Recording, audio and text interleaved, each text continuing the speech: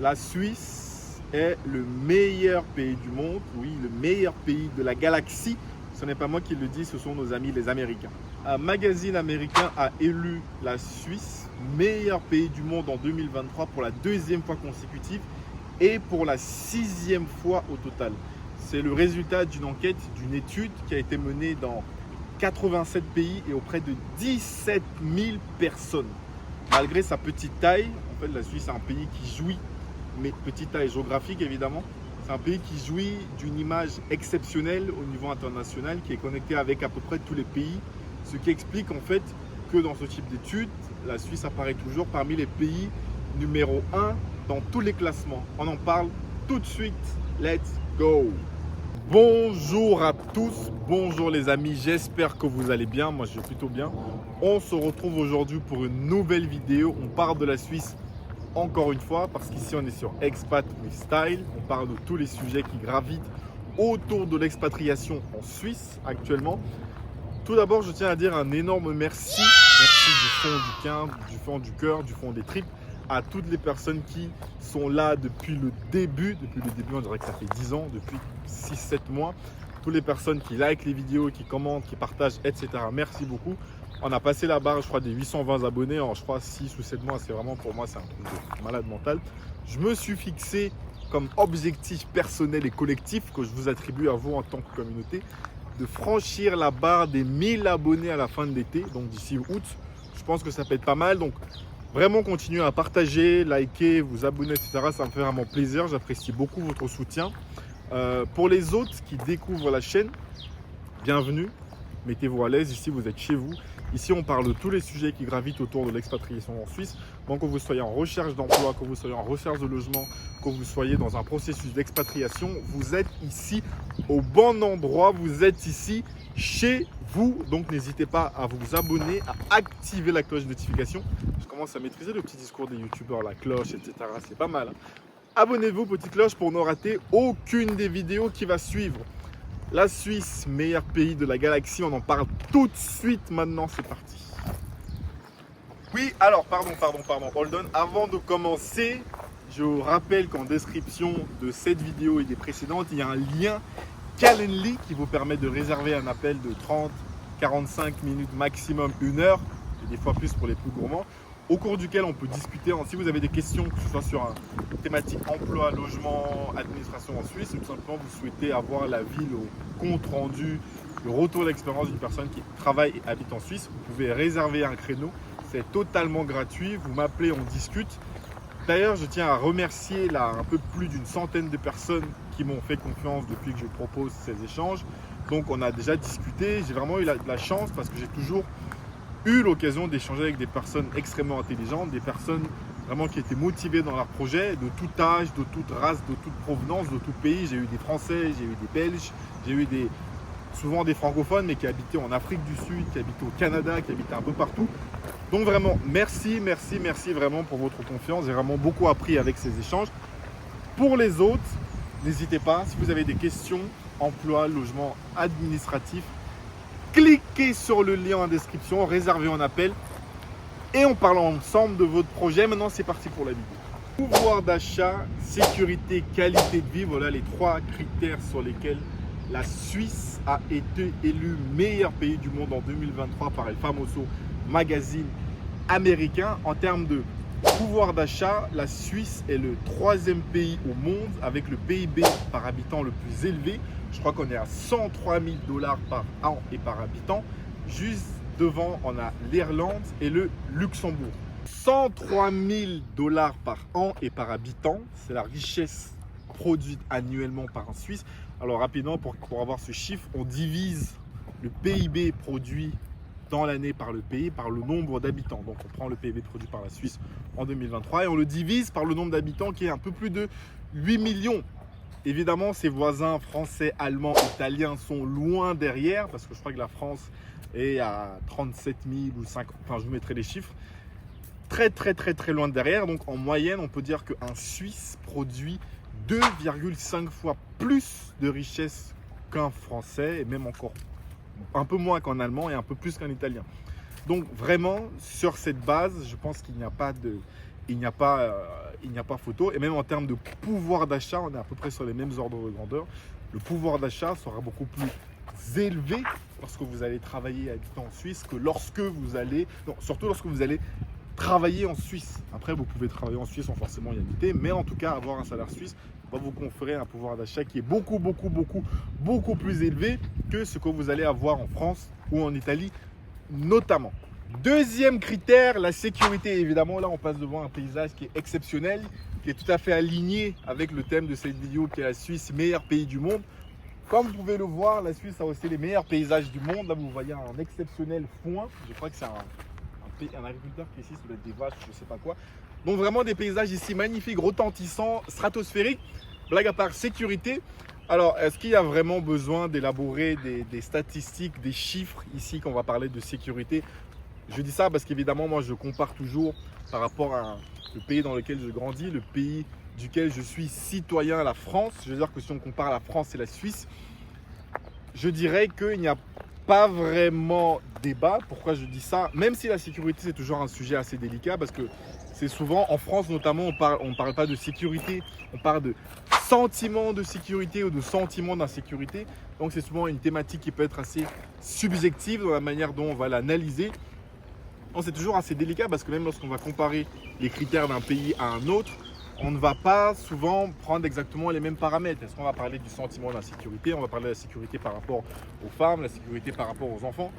Enfin bref, c'est toujours un peu mix. C'est pour ça que sur cette thématique, je vais plutôt donner mon ressenti basé sur mon expérience et basé aussi sur quelques anecdotes que je vais pouvoir vous raconter. La première, mais avant de passer aux anecdotes, juste pour finir sur ça, je dirais que même si certes c'est une thématique qui est très liée à l'aspect subjectif, à la subjectivité, mais je pense que toutes les personnes qui vivent actuellement en France vont être plutôt en accord avec moi quand je dis que si je dis que c'est un pays dans lequel la sécurité vraiment est en train d'aller, de se dégrader année après année, décennie après décennie.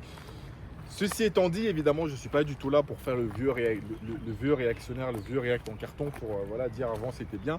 Mais quand même, je pense que toutes les personnes qui vivent actuellement en France ou notamment dans les grandes villes comme Paris, Marseille, Lyon ou y ont habité il y a quelques années vont partager mon constat. Je veux dire, il suffit d'ouvrir une rubrique faits divers dans n'importe quel journal ou même d'ouvrir sa télé pour ceux qui en ont pour constater que mon témoignage n'est pas tout à fait déconnecté de toute réalité. Maintenant, la partie anecdote, pour vraiment essayer de matérialiser, expliquer un peu ce dont, là où j'essaie de vous emmener, encore une fois, devant ce retentissant paysage. Anecdote, lorsque j'étais à Paris, j'habitais dans le 18e, j'y habitais 4 et 5 ans en tant qu'étudiant, en plus j'ai travaillé pendant 1 an et demi. J'avais un scooter, donc de marque italienne Vespa, et des fois j'avais un garage, un souterrain intérieur, mais des fois en rentrant, vous savez, tu rentres un peu bourré de soirée, tu as un peu la flemme d'aller dans ton garage, de prendre le bouton appuyé. Donc des fois, je garais mon scooter à l'extérieur, devant mon immeuble. Tellement j'étais en stress, tellement je n'étais pas serein. Dans la nuit, des fois, je me réveillais par sursaut comme ça, du set, en train de dormir. Et d'un coup, tu dis putain, mon scooter. Je me réveillais, je regardais par-dessus ma fenêtre pour m'assurer que mon scooter était encore là. Pourtant, je mettais 2 cadenas, j'avais un truc d'alarme. Mais malgré ça, je n'étais pas serein. Autre anecdote, lorsque j'étais toujours à Paris. Une fois, je m'étais rendu sur les Champs-Élysées, je crois que c'était un 31 décembre, quelque chose comme ça, enfin vers 3-4 heures du matin. Et j'étais avec un ami, on avait garé mon scooter proche, parce qu'il y a souvent des camions de CRS là-bas sur les champs, lorsqu'il y a des grands événements. Donc j'ai garé mon scooter derrière, je crois qu'il y avait un cordon de camions de CRS. On est parti marcher pendant 1 heure. Et lorsqu'on est revenu au bout d'1 heure, il y avait 2 gars. Bon, je ne vous fais pas de dessin, je ne dirai rien ici de réactionnaire. Mais c'est des gens un peu, vous savez, survêt, TN, petite sacoche, casquette Lacoste, qui étaient assis sur mon scooter au bout d'1 heure. En fait, en arrivant, j'ai vu ça, je me suis dit, en fait, si je mets mon scooter derrière un cordon de camion de CRS et que au bout d'1 heure d'absence, j'arrive à trouver 2 gars qui m'avaient l'air très sympathiques, mais 2 gars assis sur mon scooter, qu'est-ce que ça aurait été si déjà il n'y avait pas eu le camion de CRS et si, secondo, j'étais revenu au bout de, je sais pas, 1 jour, 2 jours, je pense que mon scooter aurait tout simplement été désossé, comme c'est très souvent le cas à Paris. Ça, c'est l'anecdote côté français. Maintenant, anecdote côté suisse. La Suisse, c'est un pays que je connais assez bien parce que j'ai, on va dire, des tantes qui vivent là-bas depuis assez longtemps. Et même moi, j'ai grandi en Haute-Savoie, à côté de la frontière, à côté de Genève. Pour ceux qui connaissent, ces villes comme Annemasse, Annecy, etc. J'ai grandi vers là-bas. Donc j'allais très souvent en Suisse romande quand j'étais petit. Donc je connais plutôt bien, je dirais, l'atmosphère et le way of life, si je peux dire à l'anglaise. Mais quand je me suis installé en fait en Suisse, il y a quelques années maintenant, pour des raisons professionnelles, j'ai habité pendant quelques mois au début donc chez quelqu'un de la famille, le temps de trouver mon propre appartement. Et en arrivant, j'avais un vélo et j'avais voulu en fait entrer ce vélo dans l'appartement, donc à l'intérieur de là où on habitait. Et cet homme m'avait regardé en me disant mais tu fais quoi avec ton vélo en fait à l'intérieur? Les vélos sont à l'extérieur. Et moi venant de Paris, je l'ai regardé, je lui ai dit mais non en fait les vélos c'est pas à l'extérieur parce que si je le laisse dehors, on va voler mon vélo. Et elle m'a regardé, je pense que dans sa tête elle a dû se dire mais ce gars est complètement fou. Elle m'a dit laisse ton vélo dehors, il n'est pas à Paris ici, ça ne craint absolument rien. Et j'ai laissé mon vélo dehors, il n'était même pas attaché, juste il était posé contre un mur comme ça pendant 3 mois. Et mon vélo n'a pas bougé d'une orteil. Et franchement, au bout des 3 mois, en fait, quand j'ai trouvé mon propre appartement, quand je suis allé récupérer mon vélo, je me suis dit, ah oui, vraiment ici, c'est une autre mentalité. Parce que j'ai repensé à quand j'habitais à Paris et pensé à laisser mon vélo dehors pendant 3 mois dans le 18e où j'habitais, mais c'est de la science-fiction. Enfin, même, je pense qu'une heure, laisser ton vélo sans attache aujourd'hui à Paris dans le 18e, je pense que juste, en fait, il faut être suicidaire pour faire ça, tout simplement. Alors oui, évidemment, je ne suis pas en train de dire, comme toujours, que la Suisse est un paradis. Je ne dis pas qu'il n'y a pas d'insécurité, qu'il n'y a pas de délinquance en Suisse. Ce n'est pas du tout ce que je suis en train de dire, car il y en a évidemment comme dans tous les pays. Mon propos est simplement de dire que comparé à ses voisins les plus proches, notamment la France ou encore l'Italie ou même l'Allemagne, en termes de sécurité, on est beaucoup mieux en Suisse. En tout cas, le sentiment d'insécurité est beaucoup moins présent en Suisse qu'il ne peut l'être dans ces pays, notamment en France. Voilà mon propos. Troisième et dernier élément, la qualité de vie. Alors là, encore une fois, c'est un sentiment également assez subjectif, comme la sécurité ou l'insécurité. Parce que souvent, dans certains rapports, dans certaines études, on parle d'indice bonheur. Mais cet indice bonheur, en fait, est lié à différents paramètres. Ça peut être la sécurité, ça peut être le sentiment de bien-être, ça peut être le stress. Mais en fait, il est très difficile de quantifier, en fait, cet indice bonheur, ce sentiment de bien-être, parce que c'est très subjectif, même si il y a certains éléments, en fait, qui peuvent permettre de mesurer, ou plutôt qui peuvent permettre de comparer le sentiment de bonheur ou le bien-être des gens d'un pays à l'autre. Là, un des indices qu'on prend souvent, c'est par exemple la consommation d'antidépresseurs qui peut souvent permettre de donner un indice de l'état de bonheur des citoyens dans un certain pays. Je sais que la consommation d'antidépresseurs en France est une des plus élevées en Europe, voire même au monde. Je crois qu'il y a les États-Unis qui sont un peu devant. En Suisse, je n'ai pas les études, je n'ai pas les statistiques en termes de consommation d'antidépresseurs, mais tout ce que je peux dire, c'est que tout de même, en tout cas moi à mon niveau, on a un sentiment de bonheur, de bien-être qui est beaucoup plus élevé en Suisse. En tout cas moi, mon sentiment de bonheur et de bien-être est beaucoup plus élevé depuis que je vis en Suisse que lorsque j'étais à Paris. Alors là, sur ça, pour approfondir un peu 2 éléments, 2 choses pour aller un peu plus loin, je dirais qu'il faut distinguer 2 situations. Premièrement, la situation des personnes nouvellement arrivées en Suisse et la situation des personnes qui sont ou nées et grandies en Suisse ou alors qui habitent en Suisse depuis des décennies. Les personnes nouvellement arrivées en Suisse, en général, ce sont elles qui vont présenter le sentiment de bonheur le plus élevé parce que bien souvent, elles vont comparer leur situation actuelle, leur bien-être actuel à la situation dans laquelle ils étaient il y a quelques mois, il y a quelques années.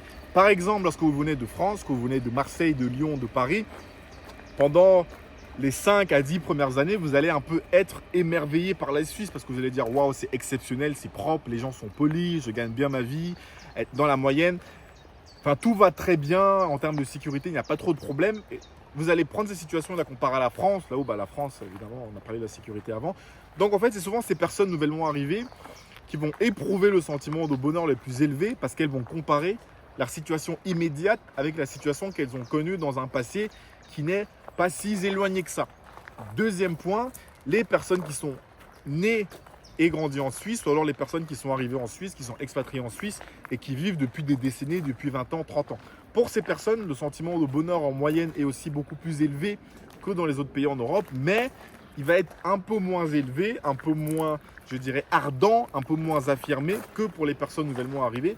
Parce que ces personnes, en fait, finalement, ce sentiment de bonheur que découvrent ces nouveaux arrivants est le quotidien de ces personnes depuis des années. Et donc, ces personnes vont plutôt mettre le focus sur ce qui ne fonctionne pas. C'est pour ça que, par exemple, lorsque vous allez discuter avec des Suisses je dirais, de naissance, ils vont plutôt vous dire, oui, bah vous les Français, vous êtes bien contents, vous prenez les salaires, les machins, mais en Suisse, il y a ça qui ne va pas, il y a la politique qui ne va pas, il y a les impôts qui font qu'augmenter, l'assurance maladie, machin, machin. En général, ces gens vont plutôt se focus sur pas forcément ce qui ne va pas bien, mais ce qui peut être optimisé, ce qui peut être amélioré. Là où les personnes nouvellement arrivées comme moi, on va plutôt se focus sur sur le côté. En fait, on va avoir une longue nuit de noces, c'est-à-dire qu'on va avoir une longue période dans laquelle on va être émerveillé. Voilà la principale différence. Mais malgré tout, de manière générale, les personnes vivant en Suisse, le sentiment de bonheur, de bien-être des personnes vivant en Suisse va être beaucoup plus élevé que celui de personnes vivant dans les pays immédiatement voisins avec la Suisse. Voilà, c'était tout pour moi. La Suisse, meilleur pays du monde, meilleur pays de la galaxie. Je vous laisse à vos avis dans les commentaires, évidemment toujours dans le respect des droits de l'homme, dans le respect des avis de chacun, dans le respect des droits des LGBT1, dans le respect des droits de tout le monde. Moi, j'ai donné mon avis. Évidemment, ceux qui ont l'habitude de dire que je suis pessimiste, cette vidéo est pour vous parce que j'ai essayé d'apporter un peu de soleil à votre quotidien, un peu de joie, some joy, un poco de feliz dans ça. Donc vraiment, donnez-moi votre avis. Êtes-vous d'accord avec moi? Est-ce que je raconte totalement n'importe quoi? En tout cas, moi, je vous laisse ici avant d'aller piquer une petite tête dans ce fleuve exceptionnel, même si je ne sais pas nager. On se dit à plus tard pour une prochaine vidéo. Ciao!